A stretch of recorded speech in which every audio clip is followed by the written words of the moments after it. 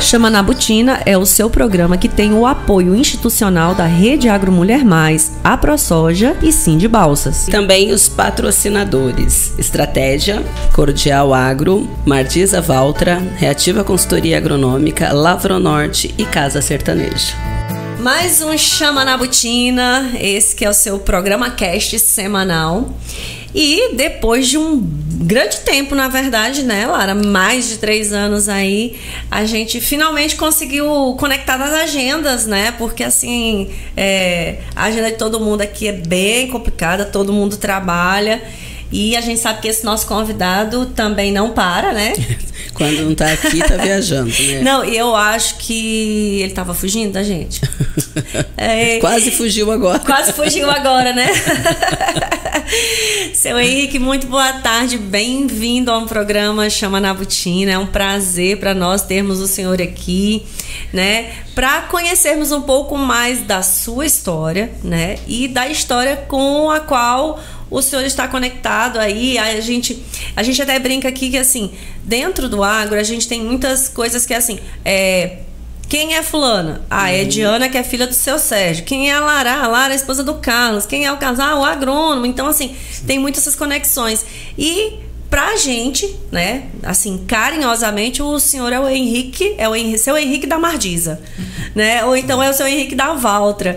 Então, assim, às vezes pela referência de quando a gente se conhece. Então, por favor, se apresente e seja muito bem-vindo. Obrigado, boa tarde. Obrigado, Ediano, por essa oportunidade, Lara. Desde de quando nós nos conhecemos e vocês apresentaram o projeto, As Mulheres no Agro, e desde então que a gente vem de alguma forma participando e contribuindo, porque a gente entende que unindo esforços e principalmente com a força da mulher, a gente consegue ir bem mais longe, atingindo os nossos objetivos, né? Verdade. Bom, a minha formação é a formação de administração de empresas, com especializações na área financeira, gestão de negócio, marketing, e vim do ramo, vamos dizer assim, automobilístico. Trabalhei em dois grandes grupos durante muito tempo. A princípio no grupo J. Macedo, foram 11 anos, foi lá que eu trabalhei mais na área financeira. Depois eu fui para o braço de veículos do grupo, trabalhando em São Paulo, depois retornando para o Ceará, uma passagem rápida pelo Maranhão, e na sequência eu fui para outro grupo, que é o Grupo Guanabara, um grupo do Rio, que eles têm várias empresas de ônibus e concessionárias também. Aí eu fui até a música, né? A de Guanabara. E passei 16 anos nesse grupo. É interessante porque na ocasião, quando eu fui convidado, eu estava saindo do grupo J. Macedo, né? Passei 11 anos no grupo e trabalhava na parte financeira ligada com a importação de trigo. E nunca me imaginei dentro do mundo agro. Essa é a grande verdade, né? Eu vou chegar lá, como é que eu acabei entrando nesse mundo que é empolgante, e você tem muito que conhecer e aprender, é uma avalanche assim de conhecimento, e quando você se identifica, você meio que vai se prender naquilo, você não consegue mais se ver longe, né, do agro. Que bom, eu já gostei dessa fala. Então, quando eu saí do grupo J. Macedo, eu migrei dentro do próprio grupo, da área financeira, para a área de veículos, por conta de uma necessidade. Uma gestora em São Paulo, de concessionárias Toyota, no início da Toyota no Brasil, automóvel. Ela precisou sair de licença maternidade, e nessa licença eu fui para cobrir e acabei entrando na área de veículos pelo lado financeiro. E no retorno já me encaixaram numa concessionária Ford, também para ir para a área financeira. Saiu um gerente comercial e eu fui para cobrir esse gerente comercial durante um período, aí 1 mês. E já no primeiro mês eu consegui bater lá as metas de venda, no segundo mês já batemos recorde de vendas, e quando foi no terceiro mês, o gerente geral da concessionária me deu a notícia que eu não ia mais para voltar para a área financeira, né? E a contragosto eu entrei na área comercial por a necessidade da empresa, mas assim, eu não tenho um lado comercial forte, até porque assim, é o meu jeito, né? Eu não sou muito comunicativo, e eu fui pelo lado da estratégia, né? Da estruturação, de formação do time, de preparação de time, e em frente a todos esses desafios que foram me colocando ao longo dos anos, eu vi que esse era o meu lado mais forte, que as empresas acabavam sempre necessitando de um trabalho urgente e eu me colocando para tipo um tapa-buraco ali, vamos dizer assim.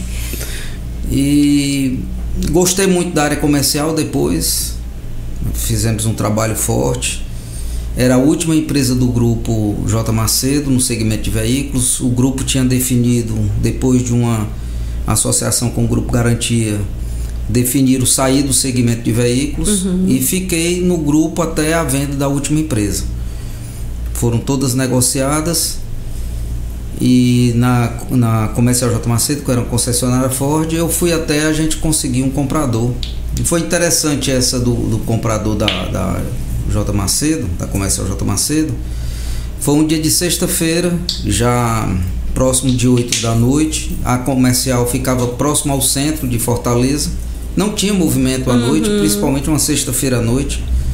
E eu estava trabalhando quando chegou uma pessoa. A minha sala era toda de vidro, no centro do showroom.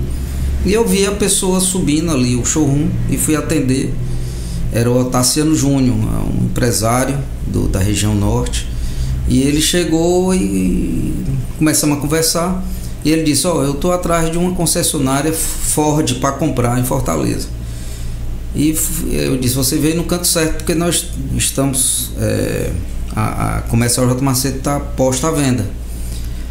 E a negociação transcorreu muito rápido. Ele pediu só para que eu ficasse até a transição, durante os 3 meses de transição. E nesses 3 meses eu já estava acordado com outra concessionária de Sobral. Era uma outra concessionária Ford. De eu assumir lá essa concessionária, eu ia ter até uma participação nessa empresa. Foi quando, durante esses 3 meses de transição, o Grupo Guanabara me lançou um desafio, me chamou para eu montar uma equipe de consórcio de venda de caminhão da marca Mercedes-Benz. E eu gostei da proposta, uma proposta assim bem agressiva no sentido assim de resultados. O resultado vindo, eu também ia ter um ganho bastante expressivo. E apostei declinei lá dessa concessão Ford no interior do Ceará e apostei nessa estruturação da equipe de consórcio, que até então também não conhecia nada de consórcio. Foi no dia 1º de novembro que eu entrei lá, de 2001, e acertei com o pessoal de estruturar a equipe em novembro e dezembro para começar a trabalhar em janeiro de 22. Exatamente, de 22 não, de 2002, desculpe. E montei, fui estudar consórcio, fui para São Paulo, lá para a sede, era o consórcio Rodobens, na verdade era o consórcio Mercedes-Benz, próprio da marca. Fui, estudei o consórcio, comecei a montar a equipe. Eles vendiam lá na época 150 mil de consórcio por mês, e o desafio era alcançar 1 milhão de venda mensal. E já no primeiro mês de janeiro a gente conseguiu bater a meta de 1 milhão e fomos crescendo. Estrategista. Eu gosto muito de trabalhar assim na estratégia, na estruturação da empresa, da equipe, Porque você pode ter a empresa mais bem estruturada, aparelhada, mas se não tiver a pessoa fisicamente, certa, né? A pessoa certa no lugar certo. Exato. São pessoas, né? É a pessoa que faz a diferença. Não tem outro, é processo, né? E treinar e mostrar e pegar aquela pessoa que tem vontade de conhecer, de aprender e botar para campo, né? Então, fiquei com prestando serviço durante um ano. Antes de completar um ano, eles me convidaram para assumir a gerência de vendas de caminhões. A mesma história, disse para eles que não conhecia nada de caminhão, nunca tinha trabalhado com caminhão, porque eu vendi o consórcio. Consórcio é uma carta de crédito, né? Vender um sonho. Né, trabalhar de uma forma estruturada. A pessoa não necessariamente escolheu ainda exatamente o que ela quer, né? Eu nem durante esse período eu não me preocupei em conhecer caminhão, né? O meu negócio era vender o crédito. E tinha uma equipe muito boa. E antes de completar um ano, eles chamaram para eu assumir a gerência de vendas lá. E era um desafio também, porque o departamento de vendas vinha tomando prejuízo ao longo de muito tempo. E o proprietário tinha colocado que se em 3 meses não alcançasse o número que eles estavam almejando, que era um resultado pequeno, mas positivo, ele iria se desfazer de toda a equipe de vendas de caminhões, porque a principal atividade dele é ônibus, né? E daí tinha esses 3 meses, porque senão ia ficar só com 2 vendedores ali e tal. Foi quando nós vimos os números, foi traçado os objetivos e tal, o percentual de ganho em cima da remuneração em cima do resultado do departamento. Eu achei interessante o desafio e assumi a equipe de vendas, né? E assumi no dia 1º de novembro, mesma data que eu tinha assumido o compromisso do ano anterior. Montei a estratégia, apresentei para a equipe, fiz uma reunião com a equipe, disse quais eram as diretrizes do trabalho, um código de ética para a gente trabalhar em conjunto e a meta para se atingir. E no primeiro mês a gente conseguiu já bater a meta que a empresa almejava, e daí eu fui crescendo dentro da estrutura. Foi um trabalho muito bem reconhecido pela montadora. Nós tivemos visibilidade até fora do Brasil, na Alemanha, por conta do trabalho que foi desenvolvido, do resultado alcançado. O volume de vendas aumentou, a margem melhorou, o cliente satisfeito. Aí passa por uma série de... Um complexo, na verdade, né? Não era só simplesmente uma coisa que era vender, né? Era um todo. E Diana, nós passamos pelo trabalho de mudar a marca, né? Assim, porque a empresa lá é Ceará Diesel. A concessionária anterior de caminhões lá era a Guanambi Diesel, que era do grupo J. Macedo, o grupo que eu tinha trabalhado já antes. E a equipe chegava e sempre atrelava o nome à empresa anterior. Então, isso é engraçado isso, né? Porque acaba ficando aquela memória, né? Até da questão da localização, né? Lá onde ficava a antiga tal coisa. Até que em Balsas a gente fala muito isso, né? Tipo, ao invés de falar o endereço, o nome da rua, a gente fala, fica próximo da loja tal.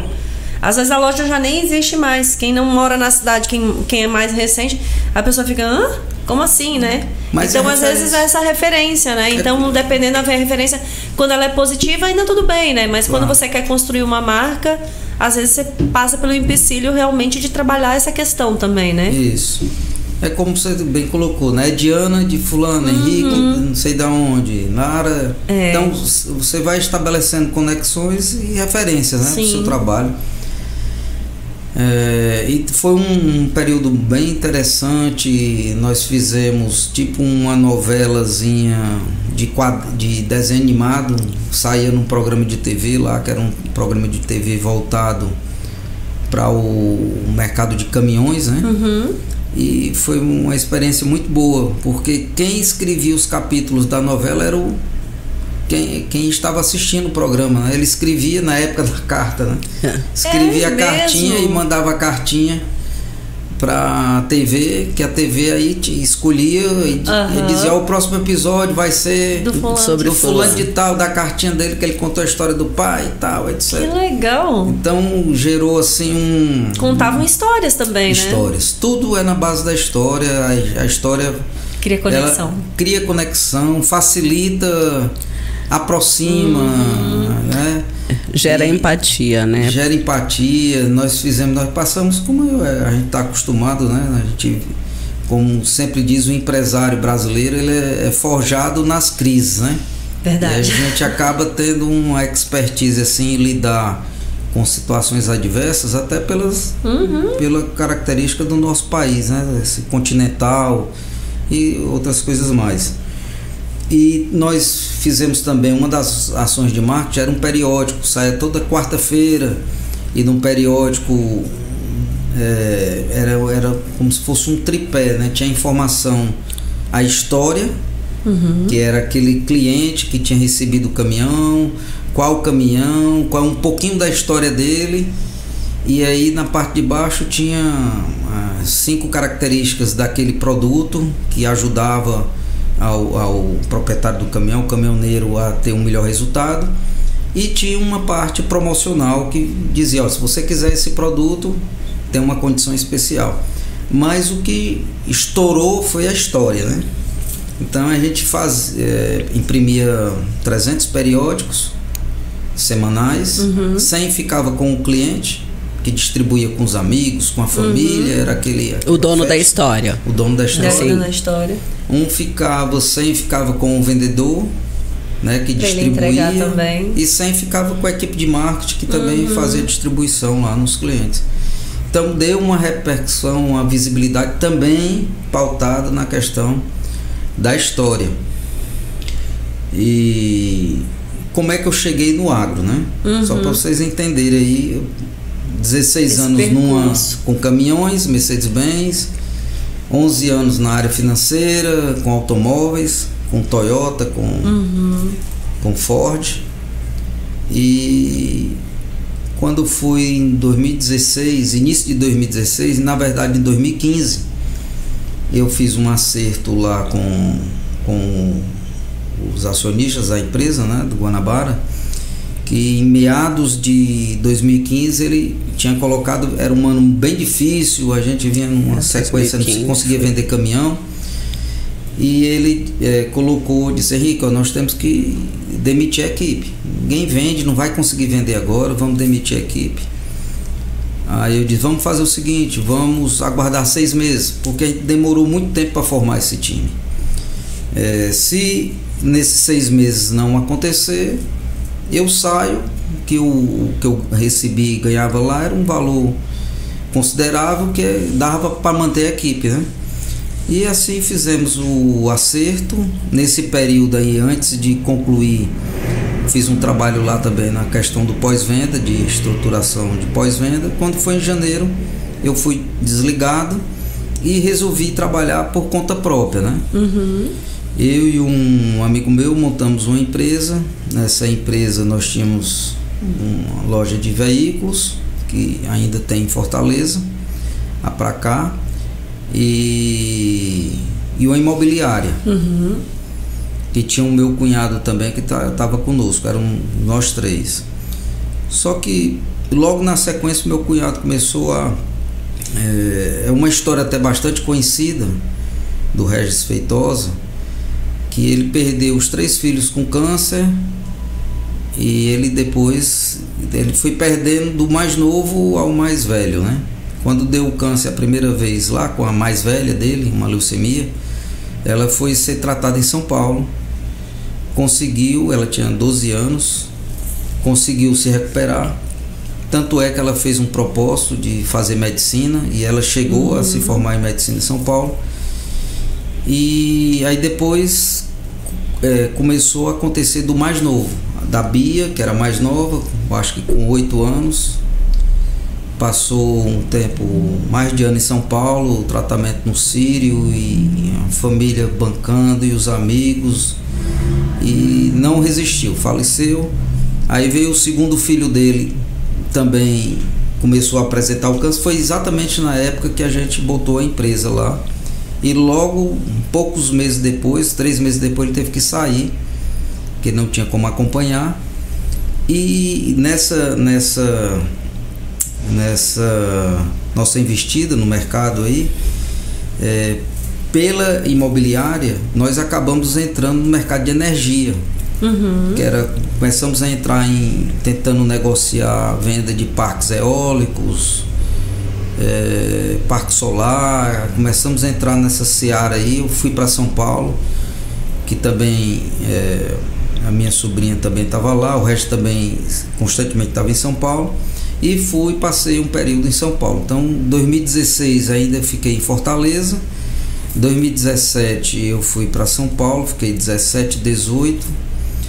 E quando eu retorno em 2019, eu estava tentando negociação com o grupo Parve, que é esse grupo que nós desenvolvemos o trabalho aqui. Eu estava vendendo um projeto para eles de energia solar, geração distribuída, GD.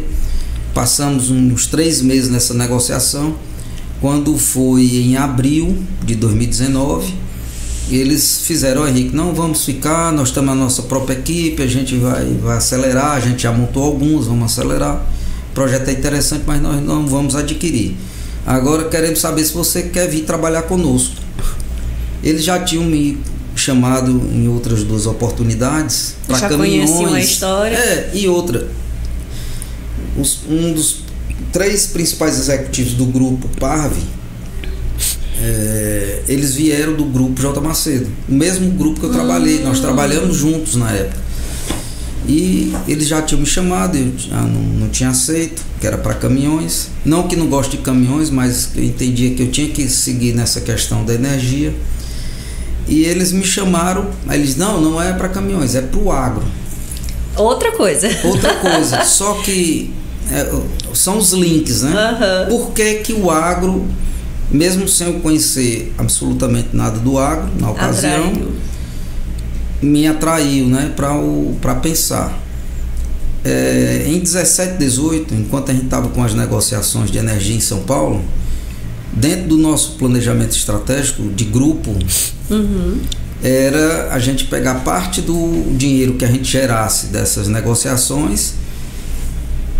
Por sugestão desse pessoal que eu conhecia, a gente trabalhava em conjunto em São Paulo. E sugestão deles, eu disse: parte do dinheiro nós vamos comprar terra no Piauí e no Maranhão, para arrendar para o agro, para o soja. Entendia nada, absolutamente nada. O negócio era financeiro.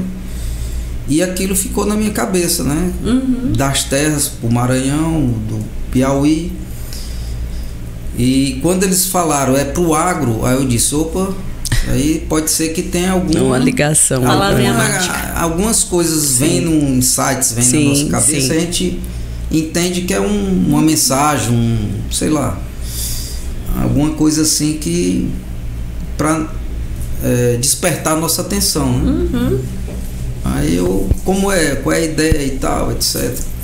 Então foi quando a gente começou a conversar, a partir de abril, e quando foi em maio nós fechamos a participação para vir para cá, e no dia 3 de junho de 2019 eu cheguei em Balsas. Cheguei às 9 da noite, fui num voo de Fortaleza de madrugada para São Luís.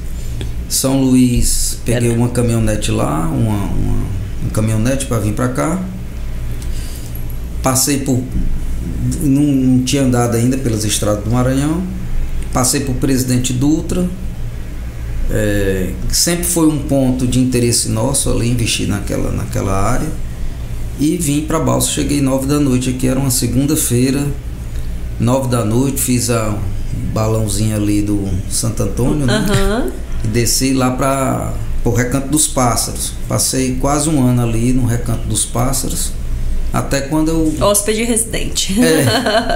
Eu sempre gostei muito dali. E daí é que eu aluguei um apartamento e depois vim trazer a família, né? Todo esse... Mas a história começou por aí. O único contato que eu tinha tido com o agro foi 1991. Eu comecei no Grupo J. Macedo em 1990. E o Vicente Ferrer, que é vice-presidente no grupo que eu trabalho, o Vicente Ferrer trabalhava comigo lá em J. Macedo, na Comercial J. Macedo, na área financeira. E eu tinha acabado de trocar de carro. Eu tinha um Fusquinha e comprei um Chevette prata lunar. Aquele Chevette, eu lembro do nome da cor.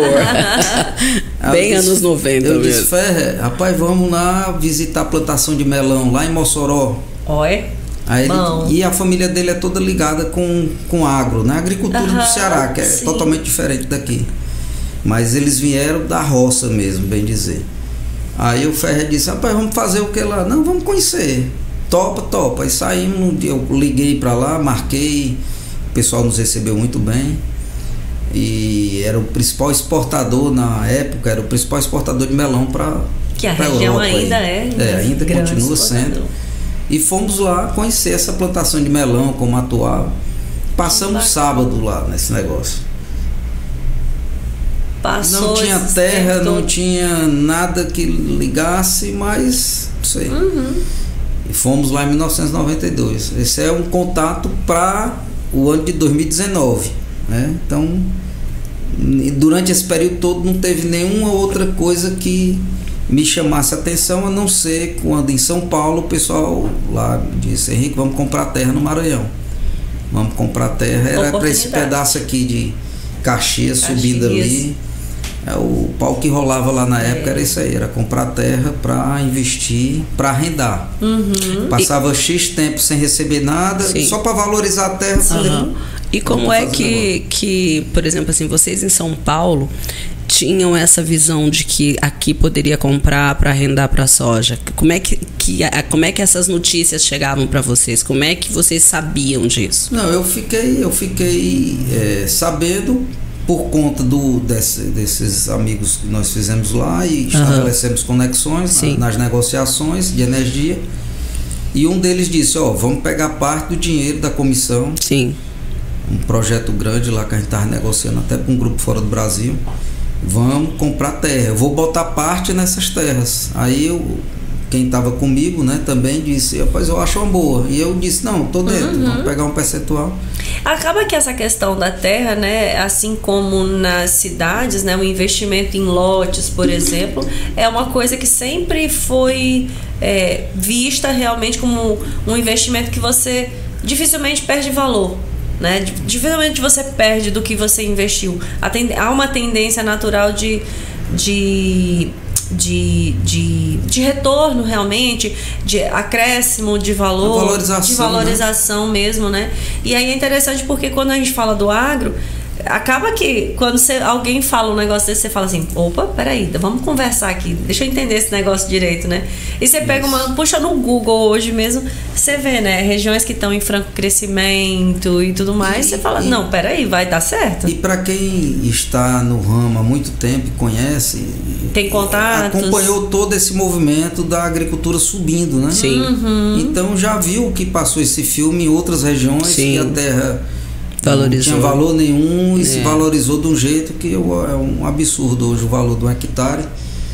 E para quem investe, quem tem o capital, ele sempre está atento a essas oportunidades, né? Sim. À medida que a gente vai estruturando a nossa região, mais esse capital vai se destinar para a nossa região. De várias formas, pode ser na terra, pode ser em outros tipos de empreendimentos, mas quem tem o capital, ele está sempre atento às oportunidades. E o Maranhão é uma dessas terras aí com bastante oportunidade. Exatamente. Mas você chegou aqui na metade de 2019. Sim. Metade de 2019, quer dizer, faltando 7 meses para começar a pandemia. Né? Porque a pandemia começou em fevereiro de 2020. E aí, como é que foi para montar a equipe aqui, para fazer isso num período que estava quase tudo começando a parar? Como é que foi isso? Acho que assim, todo tipo de negócio, né? E não é diferente aí o que nós passamos aqui agradeço. Passamos na região. É o desafio de formar o time. Sim, né? sim. Então, para vocês terem uma ideia, quando eu cheguei aqui no dia 3 de junho, no dia seguinte a gente estava numa transição. Era a empresa Alfa, do grupo Entreposto, e a Alfa saiu da operação e nós entramos. A empresa lá não tinha móvel, não tinha nada. Nós pegamos a operação sem nada, absolutamente nada. Tudo por comprar ferramental atualizado, contratar gente. Como é que você contrata as pessoas sem você ter a estrutura ainda? Você é mesmo que vender de certa forma um consórcio, né? Você está vendendo para frente. Então eu procurei me cercar com o máximo de pessoas que já estavam desenvolvendo trabalho. Muitas não quiseram, já saíram, já desmotivadas e tal. E começamos a formar aquele time. Eu lembro muito a gente sentado nesse dia 4 no salão lá, não tinha mesa, não tinha porque tinham tirado praticamente tudo. A gente sentado no chão, reuni o time, mostrei qual era o trabalho que a gente tinha que fazer. E daí que começou a chegar o material. Não tínhamos nem sistema. Nós só fomos ter sistema para operar no dia 1º de outubro. Passamos aí junho, julho, agosto, setembro sem sistema.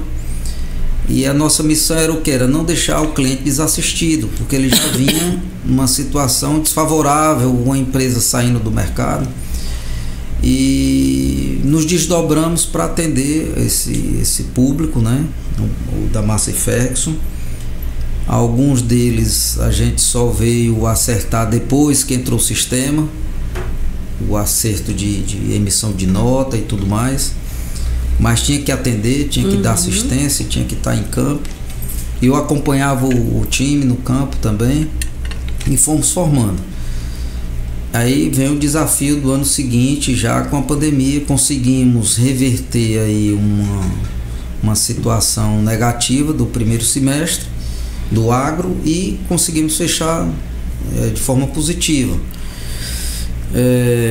Mas quantos e quantos profissionais sentaram comigo, apertou a mão e depois declinou com uma semana porque disse que a gente não aguentava aí 6 meses, 1 ano, 2 anos, não aguenta e tal, vai fechar, e a gente teve que formar. Então, outra situação, nós formamos o time com pessoas que tinham no mercado. Eu não fui nenhuma empresa para tirar profissional de ninguém, porque eu acredito que não é uma forma, na minha visão, não é a melhor forma, porque a gente tem que considerar que a dificuldade que a gente está tendo agora de montar, os outros também tiveram, né? Então não é justo você chegar e botar uma oferta simplesmente e tirar a pessoa. fazer um acréscimo de vou te pagar R$1 a mais. Até porque comigo, né? Sempre vai ter uma empresa nova que também pode pegar a sua equipe, né? Isso. Mas independente, eu não posso. Sim. Eu não posso também. É uma política, na verdade, sua, da empresa, de trabalhar independente, né? De construir. Quem teve necessidade de fazer isso, eu também não é julgar, né? A gente não vou julgar, não vou recriminar. Tá falando. Mas eu prefiro formar um time com pessoas, muitas delas tinham acabado de sair de alguma empresa e tal, foi descartado por alguma razão. E nós fomos investindo nesse pessoal, formando, dando treinamento e formando. E leva tempo, né? Leva tempo. E outra, nós passamos por situação, mesmo não agindo assim, nós passamos por situação tanto de produtor como de concessionário, chegar e falar que a gente estava tirando a pessoa, e depois a gente mostrou que realmente a gente não estava tirando. Nessa do produtor foi interessante porque a pessoa que saiu da propriedade dele disse que tinha saído para trabalhar conosco. E depois ele descobriu que tinha ido para outra propriedade. Então ele usou a gente, que era uma empresa nova. Sim. Uma desculpa. Tipo uma empresa nova, não conhece ninguém lá, talvez, né? Eu vou dar essa desculpa aqui. Mas sempre o bom é você estar pautado na verdade, né? Então quando você pode errar, que todo mundo é passivo de erro, né?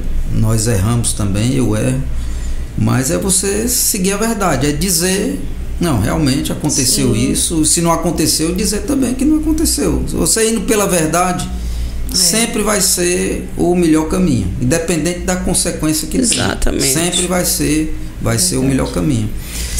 Mas tem um detalhe, que você falou, a questão dessa transição, principalmente em relação à questão da marca, né? Essa questão da marca, ela de modo geral, ela acaba gerando talvez até uma aflição, inclusive para o cliente, no sentido daquilo que será, né, pensando como o lado do cliente, que eu sei que vocês olham isso também, mas assim, naquele momento, esse fato de sair uma empresa, né, troca a empresa, né, mas aquela marca ali, no caso da Massey Ferguson, estava continuando, também gera no cliente essa expectativa do: será que eu vou continuar sendo atendido?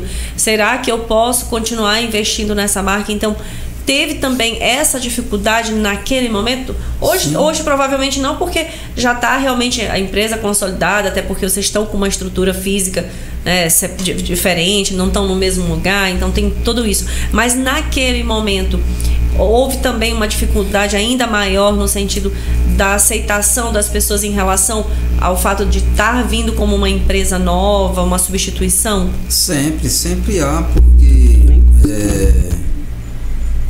o agro é um dos segmentos de negócio assim, que tem uma necessidade de uma cobertura, assistência, né? Muito maior do que qualquer outro segmento, né? Sim. Porque você não consegue controlar todas as variáveis. Sim. O produtor, ele sempre está num grande desafio. É o que eu digo para a nossa equipe. Eu digo, olha, a gente tem que colocar na cabeça que o nosso papel é, de alguma forma, tentar minimizar a perca do produtor. Porque o produtor... As janelas são muito apertadas, né? O produtor, ele faz o planejamento e ele entra naquele planejamento sabendo que ele vai perder em algum momento. Ele sempre está perdendo. Então, quem está fora do agro não consegue entender isso.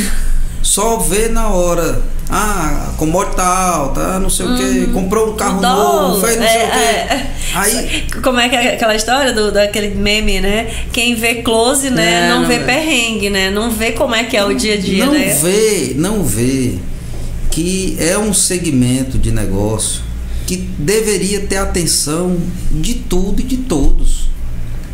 Seja em que esfera vá ser. Porque entra no negócio contando com 1001 coisa. E com a sorte. Olha do céu e pede para Deus. Então, ele sempre está perdendo em algum canto. Então, a equipe tem que estar consciente que nós temos que levar produtos, processos, atendimento, que busquem ajudar ele a minimizar essa perca. Né? Ter um melhor aproveitamento dos seus recursos. Então, quando há uma mudança de concessionário, é mais um fator de insegurança. Então, a gente tem que minimizar. Só que nós temos nossos limites também. Nós pegamos uma marca que, na visão do cliente, muitas vezes ele entende assim: nós somos abandonados. Então, assumimos uma região que a gente teve que fazer de um tudo para minimizar isso, investir, treinar, trazer gente, formar, sem estar arrancando as pessoas dos outros cantos. Isso é um processo, isso demora. O grupo, ele tem marca agro desde 1984, Massey Ferguson desde 1984. Então a Mardiza começou aqui em 2019, mas o grupo já trabalhava no agro desde 1984. E a maioria das pessoas não sabem disso. 40 anos. Aí vê o que? Não, eles são de caminhão, vieram para cá. Se for se baseando na minha pessoa, eles estão certos. Eu vim para cá, não conhecia nada. Eu vim para estruturar. E fomos estruturando. Aí vem a pandemia voltando, que a Lara colocou aí da questão da pandemia. Já no começo de 2020, somos surpreendidos com essa situação. E em abril, a fábrica, a GCO, ofereceu ao grupo Parve, além da Massifex, mais 2 bandeiras, a bandeira Valtra e a bandeira Fendt. E na época já existia a regra que nenhum grupo poderia trabalhar com as 3 marcas. E nós questionamos isso. Mas como é que vocês estão oferecendo as 3 bandeiras se não pode? Então nós fomos o primeiro grupo a ter as 3 bandeiras. E 2020 e 2021, para surpresa de todos, em vez de o mundo se acabar, que achava que o mundo ia se acabar, metade da população não ia sobrar ninguém. Perdemos muita gente, familiares, amigos, conhecidos. Foi um momento extremamente difícil, um momento que a gente não podia abrir mão de estar no front. Exato. Porque a gente o agro não parou, né, Samir? Parou. O agro a continuou. Fábrica deixou de visitar porque o multinacional travou. Mas a gente que estava aqui na ponta, a gente teve que continuar. Eu tive Covid 3 vezes. Nossa. 2 bem complicadas. Mas a gente não tinha opção. Nós tínhamos que estar do lado do produtor. Sim. E assim fizemos. Em setembro batemos o martelo de 2020, batemos o martelo nas outras 2 marcas e começamos a estruturar mais 2 operações no Piauí. Quer dizer, na contramão do que estava o resto do mundo, né? Porque estava todo mundo parando e a gente investindo. E preocupado. Vamos investir para quê? E vocês nadando contra a corrente, apostando que ia dar certo. Isso. E na ocasião, o que é que nós fizemos? Nós adquirimos um terreno aqui em Balsas, construímos as lojas, nosso terreno é muito maior do que a gente precisava, estamos trazendo outras marcas para Balsas, em breve vocês vão estar sabendo. Por quê? Porque o nosso grupo, esse grupo para o qual eu trabalho, ele nas maiores dificuldades é onde eles mais cresceram. Porque eles investem, eles apostam. Eles compraram terra, construíram as revendas, não só aqui, compramos também em Uruçuí. Nosso terreno lá em Uruçuí é maior do que o daqui. Não disparou a construção ainda por uma questão interna com a fábrica, que lá nós só conseguimos a bandeira da Fendt e a gente quer junto com a Valtra e tá nessa negociação, mas o terreno de lá inclusive é maior do que o daqui. É um grupo que não gosta de divulgar e tá botando a assinatura deles nas diversas marcas que tem, mas eu posso colocar aqui que é um grupo que tem em torno de 7 mil funcionários. É um grupo que esse ano, pelos indicadores aí, a gente vai ultrapassar 12 bi de faturamento, mas eles se reservam na condição, cada empresa é o seu negócio. Eu ia perguntar isso, dentro dessa questão, como que funcionam as operações de negócio? Quer dizer, uma multimarcas, né? Mas cada marca opera individualmente enquanto estrutura financeira, porque, por exemplo, quando a gente tem várias marcas do próprio agro aqui no caso, então se comparar, cada uma tem a equipe técnica exclusiva de cada uma das marcas, então. Sim. Trabalha de forma completamente independente. Primeiro, nenhum negócio, vamos dizer assim, é do grupo Parve. Nós representamos, somos concessionários daquela marca. Então a gente tem que seguir os processos da marca. Como uma franquia, vamos dizer assim, né? Às vezes, para quem não é do agro e quem é do comércio, entender a característica é mais ou menos a mesma coisa. Seria uma concessão de automóvel, né? É uma concessão. Você tem um contrato para atender naquela área geográfica. E para você atender, você tem que ter pré-requisitos para poder você receber os produtos. Por exemplo, na ACO, as marcas que estão ligadas à ACO, nós temos que,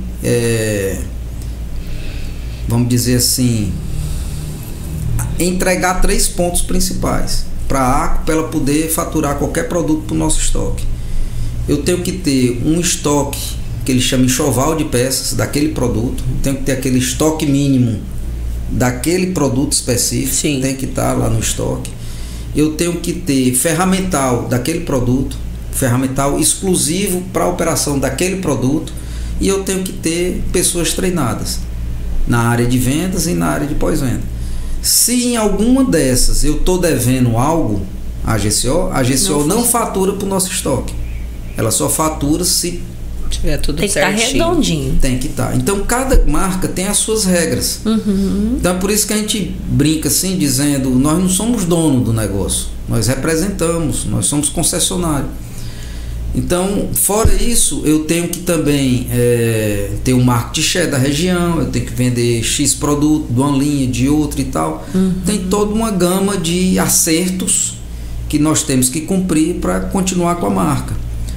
E muitas vezes você vê essas movimentações no mercado, elas acontecem às vezes provocadas por diversas situações, mas uma dessas que normalmente acontece é quando a empresa ela acaba perdendo o poder de investimento dela. Eu não estou com a capacidade de fazer tudo isso que estão me colocando. Então ele perdeu essa capacidade de investir, fica difícil dele manter aquela concessão. Mas voltando um pouco à questão da pandemia, que levou a gente a pegar mais duas bandeiras da ACO, quando foi já em 2022, quando a gente já tinha montado as empresas, a fábrica, a GCO chegou para a gente e disse, agora vocês vão ter que escolher. Vocês vão ficar com a Massey FX ou vão ficar com Valtra e Fendi? Porque a Valtra e a Fendi, elas andam em conjunto. Elas se complementam, né? E daí a gente ficou numa situação bem complicada. Nós relembramos a conversa que a gente já tinha dito, mas não, agora é um outro momento. O outro momento qual foi? Vários grupos que não eram inclusive do agro começaram a procurar as montadoras, os fabricantes e falar, eu tenho bala na agulha, eu tenho dinheiro, tenho estrutura e quero representar a marca. Então começou a ter um movimento muito forte pelos resultados até do agro, que 2021 e 2022 foram espetaculares. Foi. Desse movimento a fábrica disse, não, vocês vão ter que escolher. Então foi uma decisão assim muito difícil para a gente,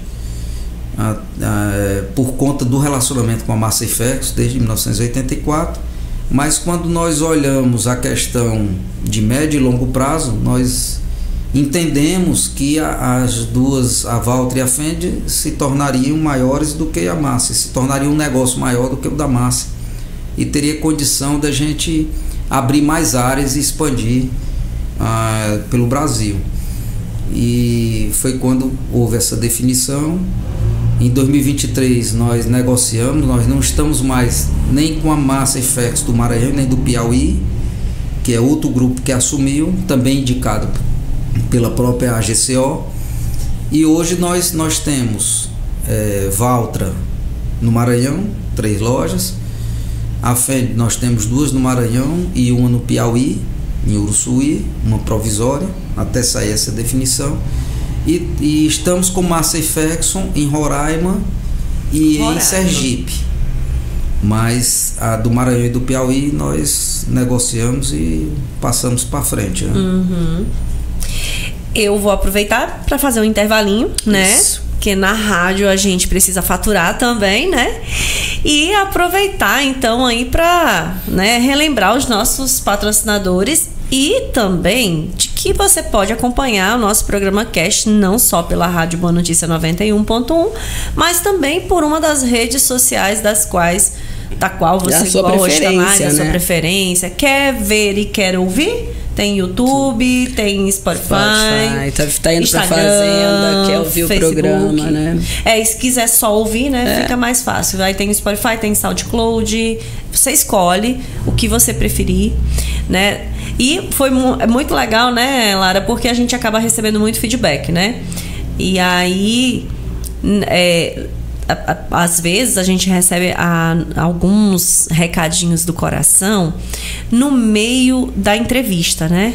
A gente tá gravando Sim. e recebe alguma mensagem. E às vezes aí também a pessoa tá escutando e fala assim, será que eu mando recado agora ou não mando recado? Aí a gente recebe os recadinhos nos nossos WhatsApps, né? E aí, quem tá acompanhando pela Rádio Boa Notícia, o nosso programa ele é gravado, né? Então, não necessariamente o programa acontece ao vivo pela Rádio Boa Notícia, e aí já vem já o conteúdo pronto aqui pra rádio. Quando você tá acompanhando aqui pela rádio, o que vai acontecer? Você vai mandar o recadinho, a gente vai mandar o recadinho depois, né? No próximo programa. No próximo programa. Não vai acontecer na hora. Não é que a gente não veja. Não é que a gente não vê. E, inclusive, mandar um Chama na Botina especial aí. Várias pessoas me mandaram mensagens, né? Do programa de sábado passado, do Dia dos Pais, Sim. né? A gente fez a entrevista aqui com o seu Sérgio, meu queridíssimo pai. E eu recebi várias mensagens. Então, assim, quero agradecer a todo mundo que mandou mensagens, que acompanhou a entrevista e em especial os meus vizinhos, porque assim, eu acho muito legal, porque a galera escuta realmente a rádio. Não, rádio é uma coisa impressionante. É incrível. O pessoal tá trabalhando, estão já trabalhando a próxima safra, né? Estão lá espalhando calcário, adubando e tudo mais, estão lá acompanhando, tá dentro da oficina, mas estão lá escutando a rádio. Então, mandar um Chama na Botina especial aí pro Anderson da Lanora, que ele é nosso ouvinte aqui, fiel, né? O Anderson Sandri, 2 Andersons aí, e o Anderson Sandri também. Teve o Moisés Coelho, inclusive encontrei com ele, e ele falou assim, eu acompanhei a entrevista, mandou até, gravou no painel. Então, assim, a gente fica muito feliz quando vocês dão um feedback. Então, continuem mandando feedback. Se vocês mandarem feedback também no WhatsApp da Rádio Boa Notícia, também vai chegar pra gente, porque o pessoal lá da rádio manda pra gente também. Então, não deixe de mandar seu recadinho que a gente compartilha aqui, mesmo que não seja no dia, mas a gente manda, né? Então, agradecer aos nossos patrocinadores, a Mardiza, que é nossa patrocinadora, inclusive desde a Valtra, né? Tá com a gente desde o programa, desde o comecinho Então, nós já estamos há mais de 3 anos e a Valtra é nossa querida aqui. Exatamente. Né? Temos também a Cordial Agro, então seguros, a Cordial Agro, Reativa Consultoria, Estratégia, a Lavra Norte e a nossa caçulinha Casa Sertaneja, que tá com a gente também aqui. Também nós contamos a história, né, de como começou a Casa Sertaneja, vale a pena escutar também.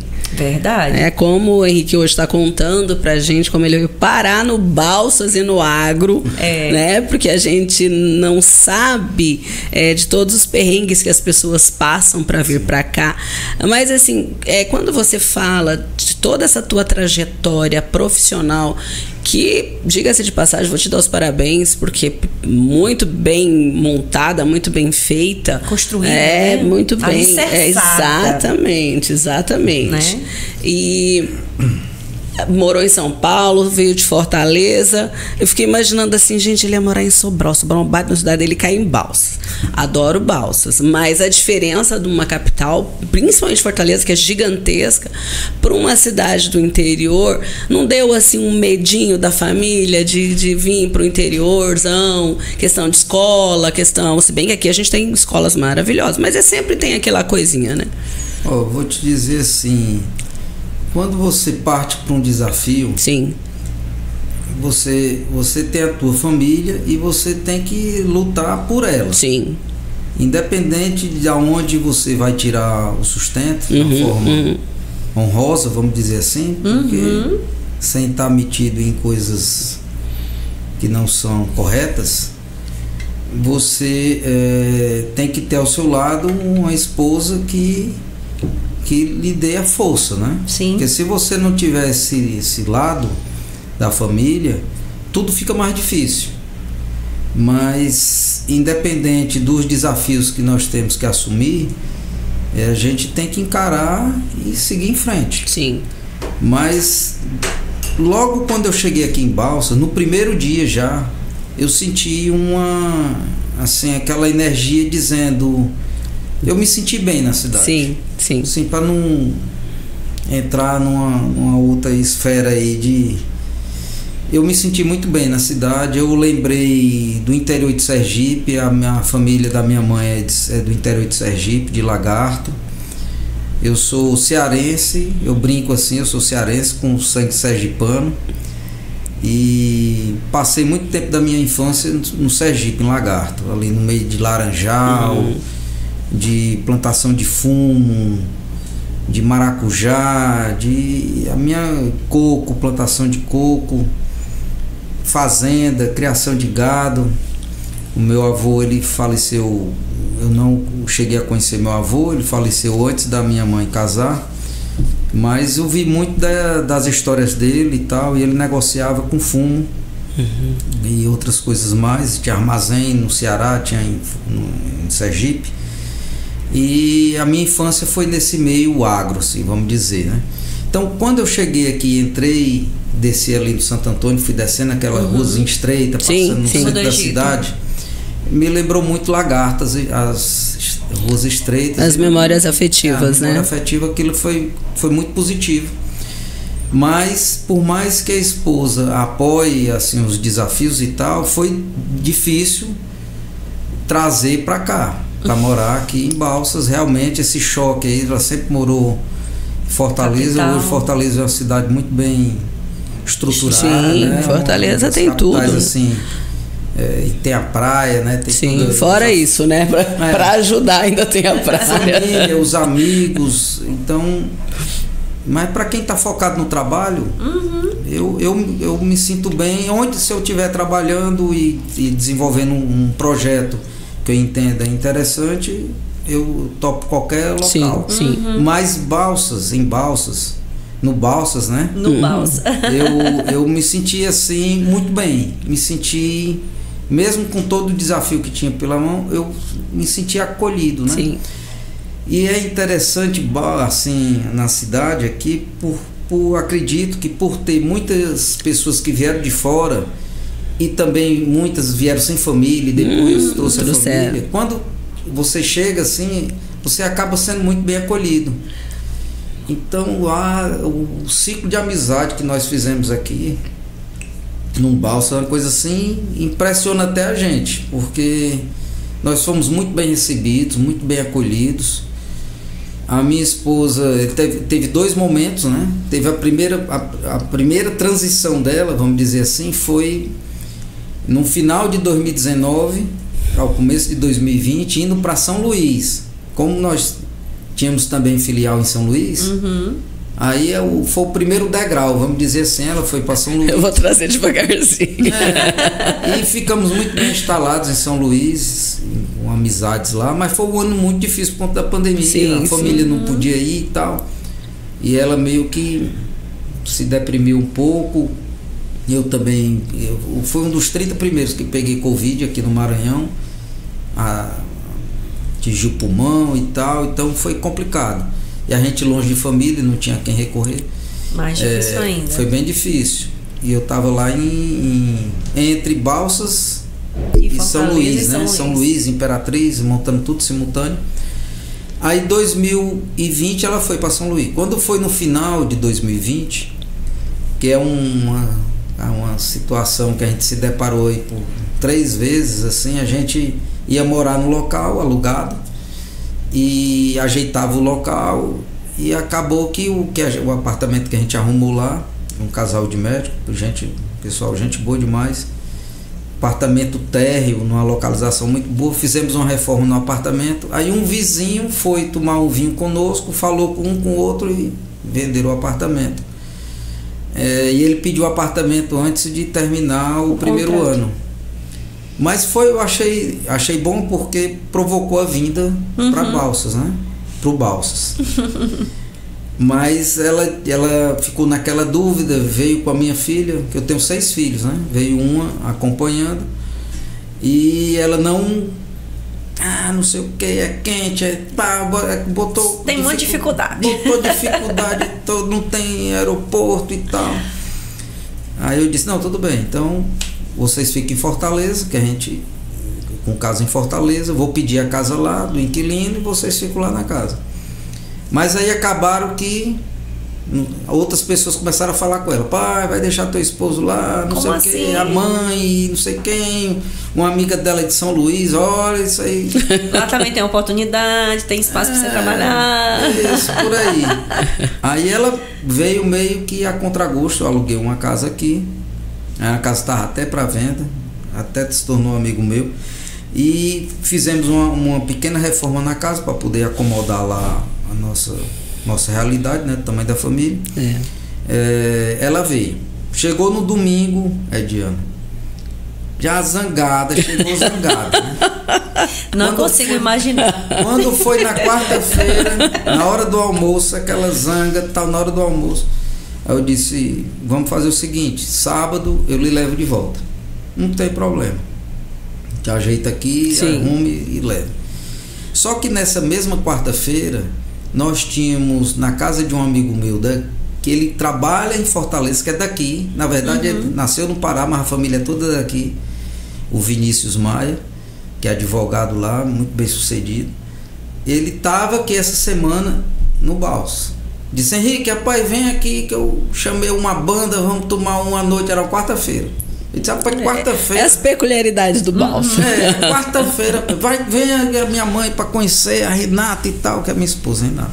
Aí ele foi. E lá foi bom porque ela quebrou se aquela. sentiu um pouco mais em casa. Aquela zanga toda já começou. Amenizar. E eu já tinha passado para ela as coisas da vida, né? Porque eu não acredito em coincidência. Não. Eu acredito em questão de energia. Deus de O universo Deus se mexe. Deus, universo. E na segunda-feira dessa semana eu fui fazer a minha atualização da carteira de habilitação. A minha carta D, tinha que ir falar com a psicóloga do Detran e tal. E lá deu problema na hora de transmitir a minha habilitação. Só para variar. E nesse problema, outras pessoas que estavam comigo não deu na minha. E aí eu aproveitei e fiquei conversando. Era Ana Paula Tontini, que é psicóloga, tem clínica aqui, estimular. E conversando com ela, da minha esposa, que é psicóloga e tal, ela disse: olha, peça para ela conversar comigo, que eu acho que eu tenho E ela tinha acabado de montar essa clínica lá, estimular. E eu havia passado para ela desde segunda, ela não deu cabimento, né? Não deu cabimento. Quando a gente tava com o Vinícius Maia na quarta noite, aí eu falei da Ana Paula, disse: rapaz, gente boa demais e tal. Aí foi que ela já baixou a guarda, conversou com a Ana Paula na quinta, na sexta-feira ela já estava atendendo. Ela me ligou: o valor é tanto e tal, eu fecho lá, pode fechar o aluguel lá. Aí quando foi na sexta-feira ela já estava com 2 pacientes. Já agendado e trabalhando. Já trabalhando. Coisa agora, eu quero ver tu embora agora. Viu, Renata? Chama na Butina, inclusive, especial pra você, viu? Vamos marcar essa entrevista com essa ela conversa, também. né? Mas o que eu tinha vencido essa primeira batalha, que ela gostou e fez amizade, ela tem uma facilidade muito grande de fazer amizade. Ela é fora do comum. Aí, em 2021... Não, 2020, eu tô 2020, né? Foi em 2020 que a gente se conheceu, que a gente começou o programa também, 2021 que ela não tinha chegado ainda. 2021 ela começou aqui, morando aqui. Quando foi 2021, que 2020 eu tinha tido Covid que atingiu o pulmão. Quando foi 2021, pouco tempo depois eu peguei a outra Covid que atacou o meu sistema nervoso. Que foi cabeça. A P1 que foi a mesma do Carlos. Pai, foi complicada, bicha, foi complicado. Mexeu no meu sistema nervoso, parte dos nervos não funcionava. Eu sei que eu fui bater para um tratamento em Goiânia, que o Dr. Isaac, eu atribuo essa minha recuperação ao Dr. Isaac. Dr. Isaac, abençoados. Eu oro pro Dr. Isaac todos os dias. Ele tem uma inteligência. E ele vê o paciente. Eu falo que ele não é um número, ele vê o paciente. Ele não se conforma se descobrir, ele escacaveia. Eu digo escacaveia. Aí ele me botou para um amigo dele. Lá em Goiânia. Eu fui para Goiânia. E nessa ida para Goiânia, a Renata, no meio do ano, ia colocar o DIU em Fortaleza, estava tomando anticoncepcional.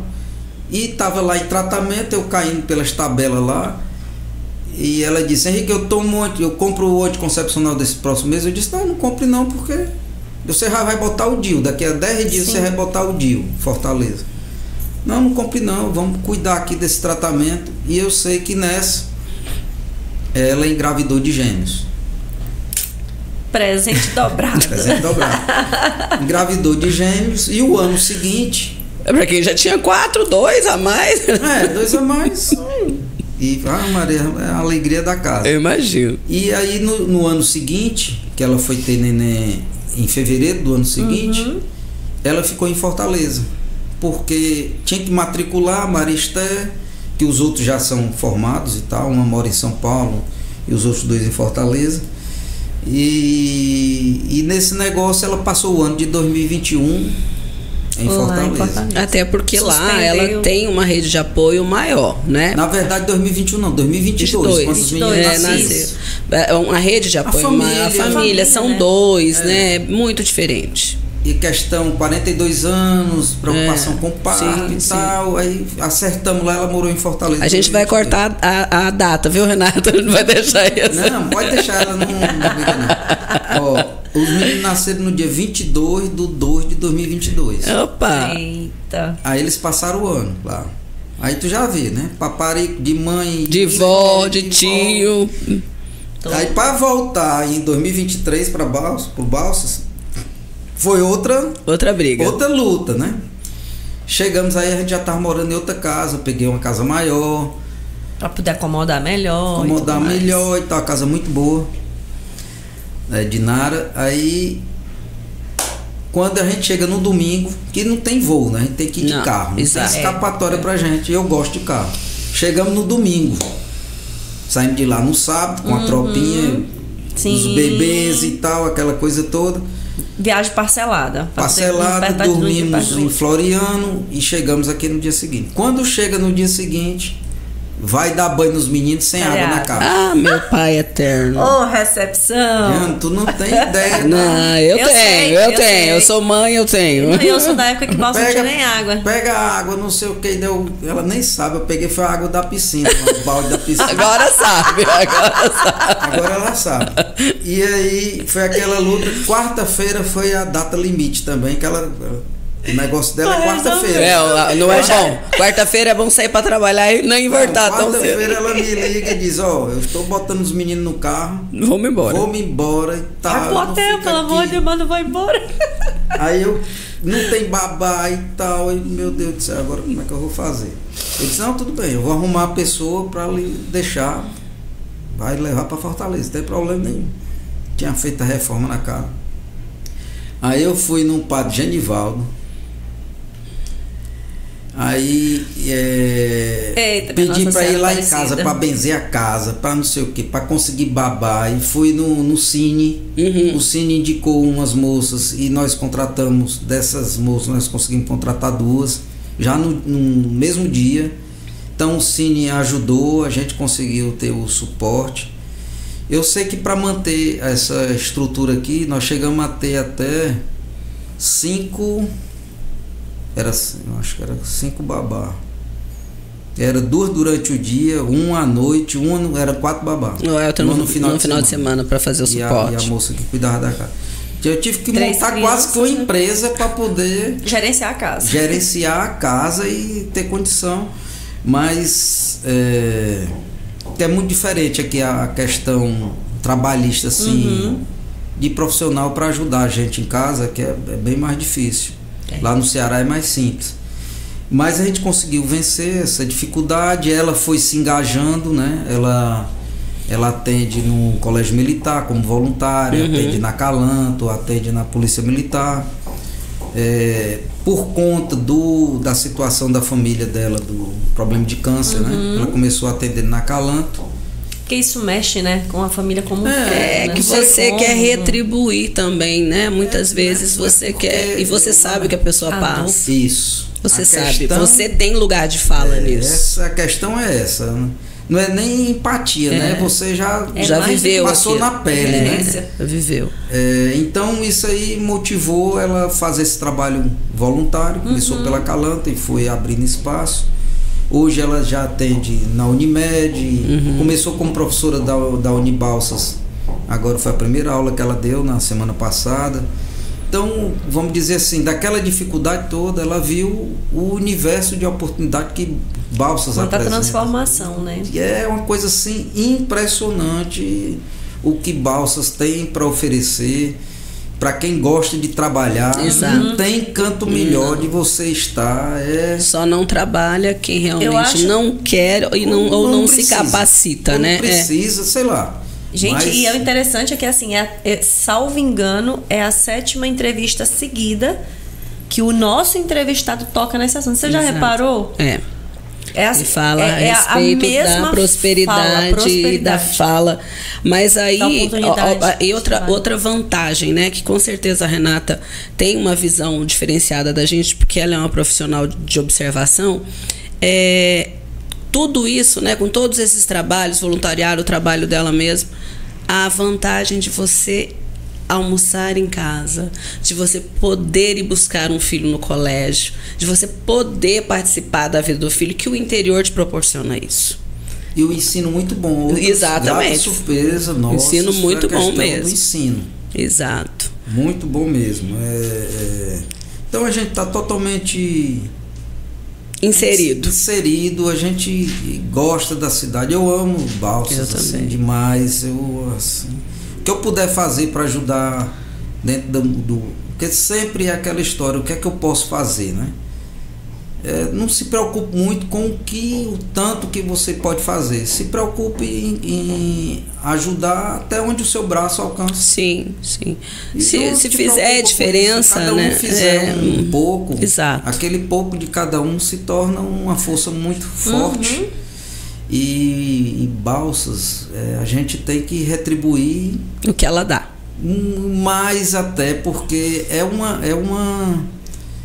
são tantas oportunidades que essa cidade traz, é uma energia assim tão forte, tão contagiante, não dá para explicar. E nós passamos uma situação difícil esse ano, justamente por questão que dentre as oportunidades tem a questão de imóveis aqui. Uma loucura, né? A questão dos valores. Os valores aqui são surreais. Está dentro do contexto do uma coisa que, do boom do momento, né? Que eu estava decidido no final do ano a família ficar em Fortaleza. Eu não estava conseguindo alugar, encaixar, porque a minha família é grande. A casa tem que ser um espaço bom. É bom, tem muito móveis que a gente trouxe, e móveis que a gente sabe se a gente vender não vai repor. Não repõe.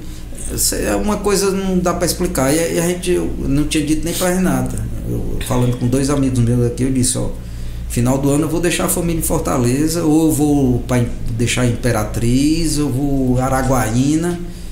Mas o mais fácil era Fortaleza por conta da família. Sim. Porque não tinha como ficar aqui em Balsas.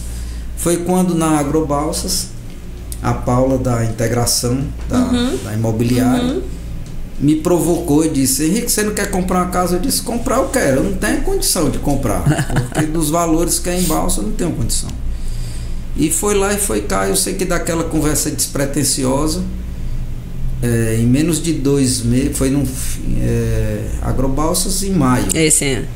Final de junho, aí eu ainda fiquei enrolando aí uns 15 dias, ela me chamando para ver imóvel, e eu só não vou nem olhar, porque chegar lá eu não vou ter condição de pagar. E quando foi, eu disse: Renata, a Paula está insistindo aqui, vamos olhar. Aí fomos olhar. Sei do que ela mostrou não encaixava, por alguma razão. Tem uma moça que mora conosco já tem 6 anos, que ela é do Piauí, foi para Fortaleza, para onde a gente vai. Ela vai junto. Eita, coisa boa. Vai conosco. E tem que ter o quarto dela, e a gente... Eu tava procurando um quarto que tivesse também um banheiro, que pudesse ter o ar-condicionado, né? E tal, ter o local dela.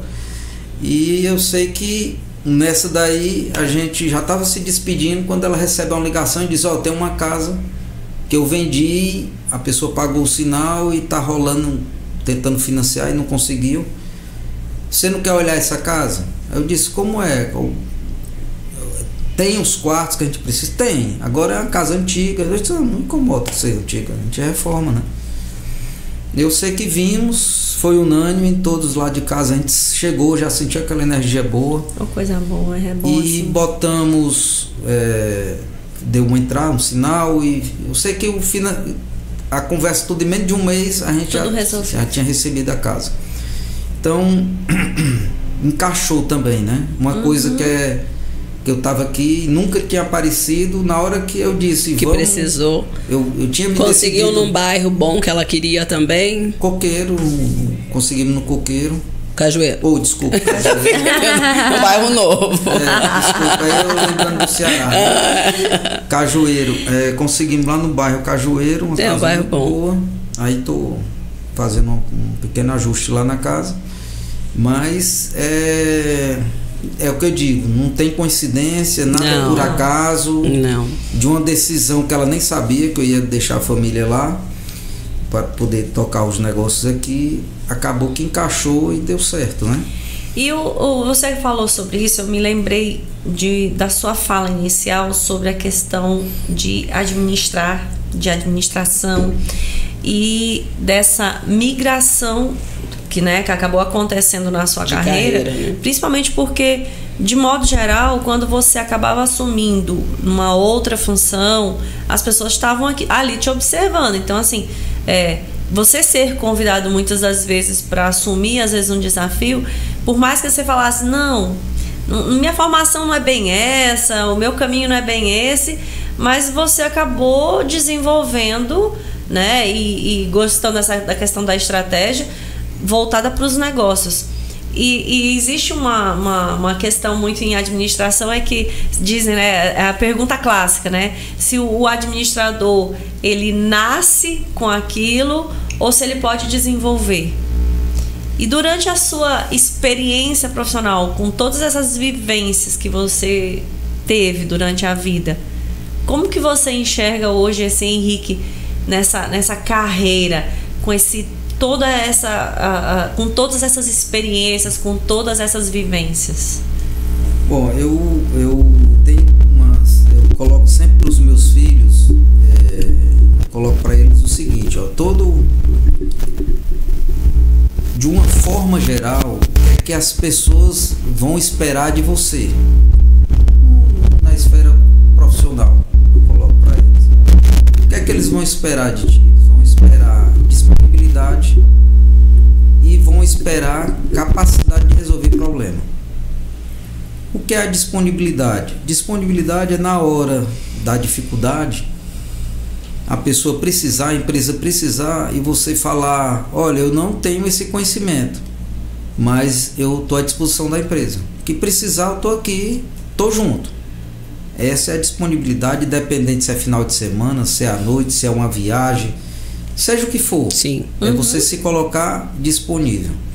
E a segunda é capacidade de resolver problema. Então você só desenvolve essa capacidade de resolver problema quando você enfrenta o problema.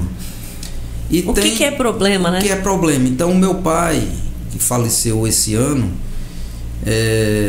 em fevereiro desse ano, ele dizia assim, quando a gente, para os meus irmãos, né? Ele dizia, olha, o que é o medo? Você tem medo disso? Não, eu tenho medo. Você sabe o que é o medo? Não sei. Aí ele disse, o medo é o nada, o medo é o nada querendo ser alguma coisa. Então, se você alimenta esse nada, ele vai crescer na tua vida. Então, enfrenta. Não tenha medo de enfrentar as coisas. Qual é o máximo que pode te acontecer quando tu enfrenta algo? É morrer? Eu não conheço ninguém que ficou eterno. Não. Então enfrenta. Se tiver de morrer, morre. E vai ser o dia, né? Não adianta você... Enfrenta. Então, ele sempre dizia isso pra gente. E aí, aquilo foi ficando. Você falando as coisas com a criança, aquilo vai ficando na cabeça dela, né? E pro outro lado, a minha mãe, eu sempre fui muito desafiador nas coisas assim, e ela me deu disciplina. Eu sempre fui muito Eu me atirava em tudo. E ela me deu disciplina. Então meu pai me ensinou a não ter medo. E minha mãe me ensinou a ter disciplina. Então quando você quer algo e você é disciplinado, você vai alcançar. Você consegue. Não tem como não conseguir. Então eu digo isso para os meus filhos. E a outra é quando você passa a não ter medo, você enfrenta os medos, você enfrenta, no meu caso, eu enfrentei um dos meus maiores medos, que era medo de me expor. Sim. Então, independente do que vão pensar, do que vão... pouco importa. Se eu sou consciente daquilo que eu estou falando, que eu estou trabalhando, que eu estou fazendo, as pessoas gostam muito de falar hoje assim, tem uma verdade naquilo, que a verdade ela passa a ser muito relativa, é que tem é que tem aquela constância, né, Henrique? Por exemplo, assim, os teus atos com a tua fala. Isso. Porque tem gente que tem a fala, mas os atos não concretizam aquela fala. Então eu sou meio que incansável. Quando eu boto uma coisa na cabeça e digo o que vou fazer, eu vou até... Se eu não conseguir, eu sei que eu fui... 101%. Eu fui... E quanto à equipe, quando tu abre a cabeça deles para isso e mostra que todos nós somos capazes, todos somos capazes. Nós estamos com saúde, nós temos inteligência, nós temos oportunidade, nós temos tudo. Então a gente não tem que reclamar de nada. Independente do que aconteça, você tem que agradecer por aquilo. Aquilo que tu está passando está te ajudando a se tornar mais forte, a crescer, a desenvolver e trazer outras pessoas com você. A gente tem que ter essa cabeça aberta no sentido de também trazer os outros, colocar nos outros as oportunidades para crescer. Então sempre que eu me entendo de gente, como gestão, como comandando pessoas, eu sempre procurei dar oportunidade. Eu tive excelentes vendedores. Eu tinha um vendedor que vendia caminhão, o cara vendia papel higiênico. O outro era borracheiro.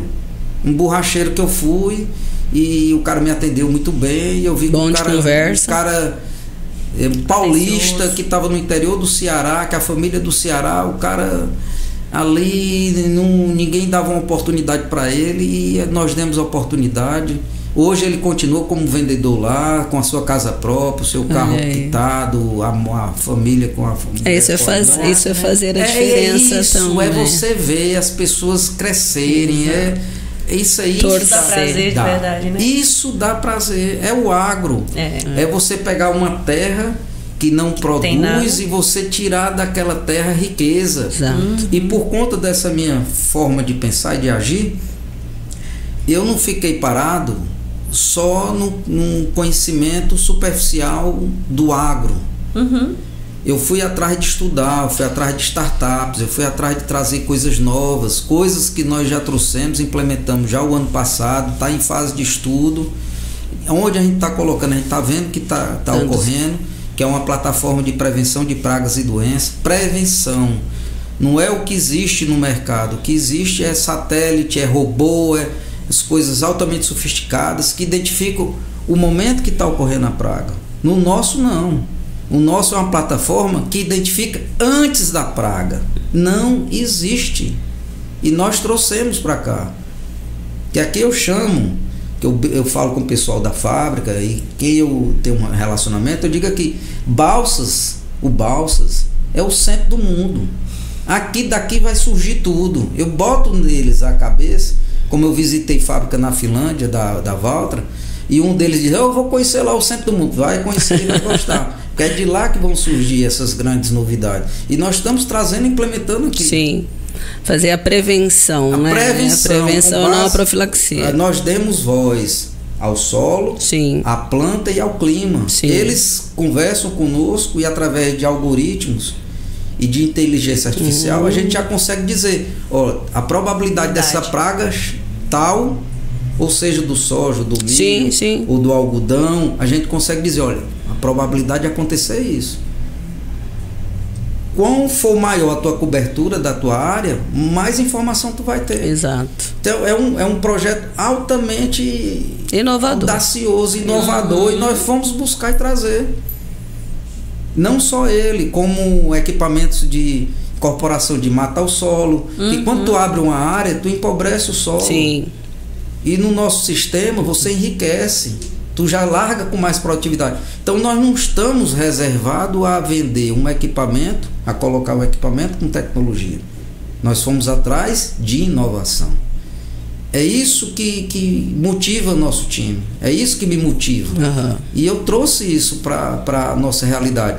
Nós estamos passando um momento difícil, desde o ano passado, no agro. Dificuldade com preços, com situações adversas, que nós temos que atravessar essa situação. Nós temos adequando a nossa estrutura a essa situação. Porque houve uma mudança. Mesmo assim, a gente conseguiu ganhar participação de mercado com muito trabalho. Mas tu tem que agregar isso. É verdade. Tu tem que trazer o novo. Tu tem que botar na cabeça das pessoas que elas podem fazer mais. E tem que fazer mais. Porque Balsas precisa disso. Eu digo Balsas aqui, eu estou falando da região, da região, do nosso Maranhão todo. E nós estamos numa área de expansão. Exato. Não tem como a gente regredir. Dificuldades nós vamos ter, isso é normal. Mas e nós se temos as que enfrentar pessoas essas gostarem de mudança, elas vão perceber que quanto a mudança é algo que é positivo, né? E nós estamos, o mundo, nós, o agro, tudo está em constante mudança, né? Eu estou agora, Diana, construindo uma forma de trabalhar em conjunto, que ninguém faz nada só. Sim. Mas vendo a dificuldade de quem hoje é pecuarista, pela queda do valor da arroba, e muitos dos pecuaristas são empresários ou são profissionais liberais que têm daquela atividade ali por amor àquela atividade, eles vão tirando dinheiro de outro canto e botando na pecuária. Porque é um sonho, né? Aquele sonho. Mas a gente pode ter esse sonho de uma forma sustentada e que a tua propriedade te dê dinheiro. Sim. Então, seja lucrativo. Seja lucrativo. Nesse exato momento nós estamos construindo isso. Nós vamos implementar numa célula pequena, com 4 produtores, introduzindo a questão de grãos. Já fizemos isso em outras situações, que o criador, que o pecuarista está dando resultado, mas nós fizemos de uma forma, vamos dizer assim, empírica, pelo conhecimento que eu tenho de uma equipe muito boa, que a gente vê que dá resultado. Só que agora a gente vai implementar de uma forma estruturada. Sim. Vamos montar com uma célula, com 4 pecuaristas, e o resultado dessa nós vamos implementando em outras. E o que é que tu tem a ver? Por que é que tu tá se metendo nisso aí? Tu não é nem pecuarista. Mas se eu ajudo o produtor, se eu ajudo o pecuarista, a probabilidade dele me ver como uma opção de fornecer implementos, máquinas, se torna maior. Com certeza. Então eu não estou preocupado nesse momento de vender equipamento. Eu estou preocupado voltando esforços para retribuir, vamos dizer assim. Eu quero deixar algo que ajude a eles. Que ajude a eles a crescerem. Eu não estou pensando nisso, eu não estou fazendo isso dizendo, rapaz, tu vai comprar o quê? Quantos tratores? Não, de forma alguma. Estou fazendo isso sem vender nada. Eu estou vendendo a ideia, estou vendendo o conceito, estou vendendo uma forma de tu trabalhar de forma que te dê dinheiro. E aquela fórmula vai ajudar outros. Com certeza. Quanto mais a gente fizer esse mecanismo funcionar, dando resultado, mais o nosso Balsas vai crescer. Exato. Nossa região vai crescer. E não é só para aquele nicho especificamente, é para a cidade inteira. Cidade inteira. Porque a gente sabe, se você viaja bastante, tanto de carro, você sabe a diferença de uma cidade, que a gente também já falou isso aqui várias vezes, que ela a principal economia dela é o agro, a cidade é diferente. Não é? Ela é mais pujante, ela é mais desenvolvida, ela tem mais emprego, mais movimento. E então a gente vê isso. E essa questão é maravilhoso, porque a gente virar referência. né? A tua cidade é referência em tal coisa. Isso para o estado, para a cidade, para todo mundo é muito bom. Para quem quer comprar terra já está ficando difícil, mas para quem quer vender muitas vezes já está, né? E no caso esse projeto é aqui no Balsas ou Balsas. Uhum. Não, porque aqui em Balsas tem gado, mas geralmente a região tocantina, né? E é o mais nortão que... Mas é aqui próximo, aqui na região do Balsas mesmo. Uhum. Ela é um projeto bem interessante. Sim. Ela está junto com também essa prevenção de doenças, né? Que é com a Predisa. Da gente ter um cinturão que a gente consiga enxergar essa situação aqui no município como um todo. É bem interessante. Eu acho que no momento certo, sucesso. A gente implementar a gente só deseja muito sucesso, porque quanto mais ajuda o produtor tiver, né, para facilitar, melhor. E outra, vai dar uma visibilidade ao município. Assim, que nós estamos naquela fase de franca expansão. Exato. Sim. Então, na hora que você agrega valor, você agrega tecnologia, você agrega uma visão de uma cidade mais... de uma smart city, vamos dizer assim, futuro próximo. Amém. Quem quer investir, diga, opa, eu vou investir ali, vou investir porque nós vamos chegar e nós temos como contribuir um pouco com esse trabalho. Uma vontade, né, política de modo geral, né, e das pessoas, né? Porque começa inclusive com o lixo que a gente não joga pela janela do carro, o lixo que a gente não varre da porta de dentro de casa para a porta da rua. Falando isso. A questão da disciplina, Diana, você lembrou? Eu posso estar no campo, mas eu tô com um palitozinho de dente ali. Não vou jogar para janela. Eu boto no bolso. Não, bolso. Porque a minha mãe, tu não tem ideia. Eu apanhava. Que hoje você não pode nem falar mais isso. Não. Né? Mas eu tinha um chicotezinho com o meu nome. A minha mãe fez. Sério? Tinha um chicotezinho. Mas cada nome filho, Henrique. Cada filho. Não, eu, claro. Mas, gente. Porque os outros eram obedientes. Eu era o carrasco. Então. Eu aprendi. Eu era. Ela me deu disciplina. Então, eu tinha um troféu lá que era um chicotezinho com o nome Henrique. Quando eu passava 2, 3 dias sem apanhar, eu ficava, porque tudo na minha vida eu sempre vejo como uma coisa boa. Sim, o meu copo cheio. Sempre vi tudo sempre na minha vida eu sempre vi como uma coisa boa. Então, a minha mãe me batia e eu dizia assim, ela me bate porque ela me ama. Com certeza. Eu acredito plenamente nisso e não estou sendo desaforado. E quando eu passava 2, 3 dias sem apanhar, eu dizia, pá, eu vou fazer alguma coisa aqui, porque eu acho que a minha mãe não tá gostando mais de mim, não. Minha mãe não tá gostando mais de mim, não. Era pena, apanhava. Aí eu... Mas era chorava e tal, e tinha um chão Era de do meio ou caçula?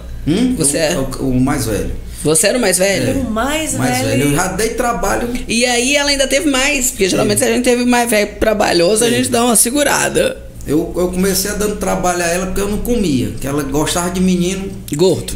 E eu não comia e aquilo já criou um trauma nela, que eu não mamei, não sei o que, para escapar tiveram que botar soro. Eu não mamava. Não pegava no peito. Aí, quando eu passava 2, 3 dias ela não me batia, eu disse, rapaz, minha mãe não tá gostando. Vou tocar fogo em alguma coisa. Deixa eu chamar a atenção dela ali. Peraí que eu vou fazer um negócio bom aqui. Aí naquela ali eu fui me disciplinando. Sim. E aí a história do palito, né? Eu pego o palitozinho, guardo aqui no bolso, onde for aparece uma lixeira eu boto. Vai encontrar. É a disciplina. E não recrimino quem faz, porque não. Assim, é triste, né? O ideal era que... Mas é porque assim, às vezes é muito fácil a gente reclamar que não tem. Mas o que é que está no meu raio de ação que eu posso fazer diferente e eu não faço? Até onde o braço alcança. Até onde o meu braço alcança. Porque aí eu não posso usar a desculpa de que nós não temos saneamento básico na cidade e isso ser um motivo para jogar água na rua. Não é porque o recolhimento de resíduos não é da forma como eu gostaria que por isso eu vou jogar na rua. Pelo contrário. Isso. E aí eu falo isso muito da rua de casa. É assim... É a sacolinha de lixo que eu coloco na porta da minha casa, na minha calçada, mas eu tenho que ter consciência que existem animais e que o animal vai vir ali e vai rasgar aquela sacola, vai espalhar aquele lixo. Então, assim, eu preciso ter um lixo suspenso. E isso é minha responsabilidade. Isso não é responsabilidade da prefeitura. Então, tem prefeitura coisas é a coleta. que é, exatamente, que é a questão da consciência.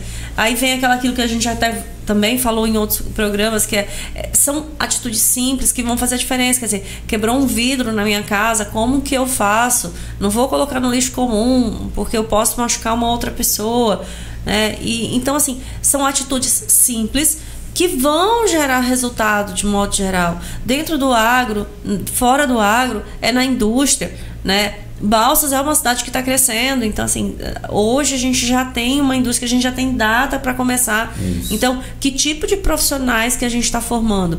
E aí lembrar que a gente tem que separar o que é educação do que é ensino. A educação é aquilo que a gente recebe em casa, ensino é aquilo da escola. Professor não é pago para ser educador. Educador é pai e mãe, né? Então, esse processo, acho que muito do que você falou aqui lembra um processo de mudança do qual cada um de nós é responsável e pode contribuir. A cidade mais limpa não é o que a prefeitura limpa, é o que a gente não joga lixo. Menos suja, exatamente. Né? É o que a gente não joga lixo. Mas, Henrique, olha, você vê, né? Você ficou todo preocupado quando chegou, mas eu vou dar entrevista, mesmo, a gente vai conversar.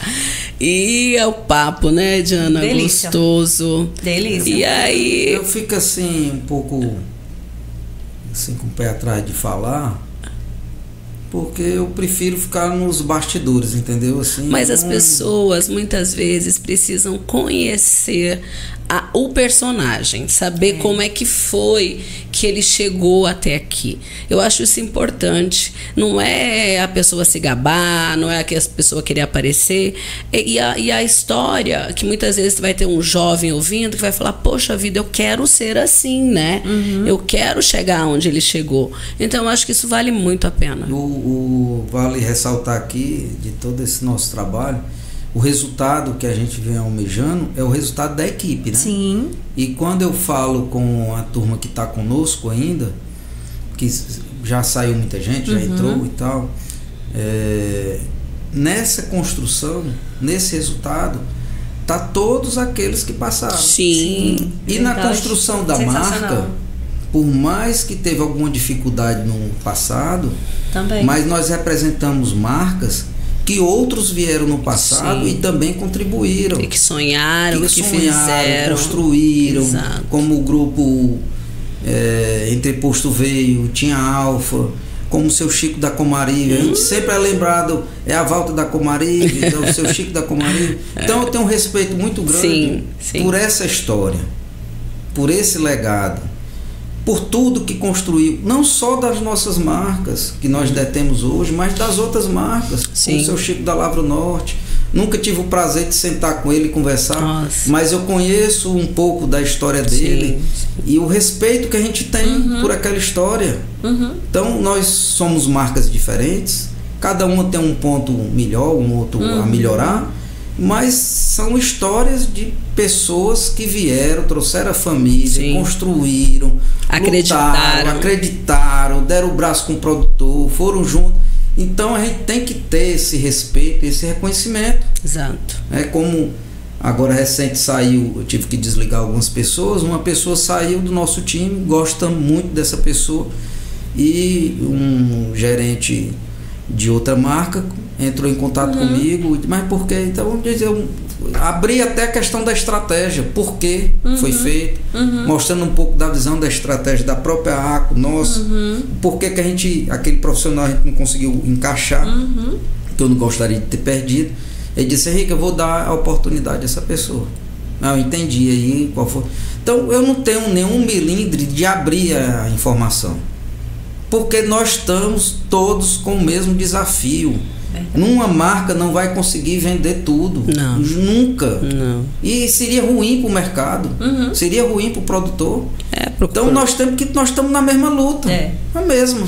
Verdade. Cada um dentro da sua estratégia, mas nós estamos aqui para ajudar. E não existe ninguém igual, né? Não existe marca igual. Por isso eu não gosto assim de falar, assim, contar a história, porque eu estou contando aqui uma fatia. Uma Fatia, de uma forma bem resumida. Sim. Alguns podem entender de uma forma, podem entender de outra, e essas interpretações eu não queria que fosse atrelado. A gente gosta de evitar, né? Evitar, porque eu estou aqui, tanto eu sou diretor da empresa, sou procurador da empresa, assino pela empresa, mas a minha empresa presta serviço ao grupo. Eu não sou funcionário, né? Eu presto serviço à empresa de forma exclusiva, mas independente se funcionário ou não, você tem que ter respeito pelo todo.